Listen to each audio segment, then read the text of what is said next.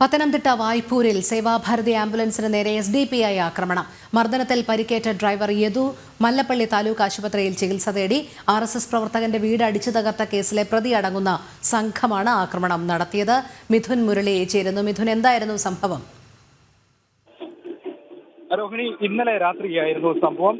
പത്തനംതിട്ട വായ്പൂരിൽ നിന്ന് കുളത്തൂരിലുള്ള ക്ഷേത്ര ഉത്സവത്തിനിടെ കുഴഞ്ഞു വീണ രോഗിയുമായി ആശുപത്രിയിലേക്ക് അടിയന്തരമായി പോകും വഴിയാണ് ഈ ആംബുലൻസിന് നേരെ SDPIക്കാരുടെ ആക്രമണം ഉണ്ടായതെന്നാണ് പരാതി ഉയരുന്നത്.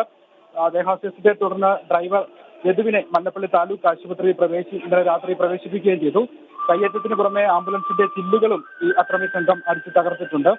നേരത്തെ കോട്ടാങ്ങിലുള്ള പെരുമ്പാറയിൽ RSS പ്രവർത്തകന്റെ വീട് ആക്രമിച്ച കേസിലെ പ്രതിയുടെ നേതൃത്വത്തിലുള്ള 10 സംഘമാണ് അക്രമം അഴിച്ചുവിട്ടത് എന്നുള്ളതാണ് ആംബുലൻസ് ഡ്രൈവറിൽ നിന്നൊക്കെ ലഭിക്കുന്ന വിവരം. ഈ ഭാഗത്ത് പ്രത്യേകിച്ച് പ്രകോപനം ഒന്നും കൂടാതെ ഇത്തരത്തിലുള്ള അക്രമം ഉണ്ടായതിനെതിരെ പ്രതിഷേധവും ശക്തമായി ഉയർന്നു വരുന്നുണ്ട്.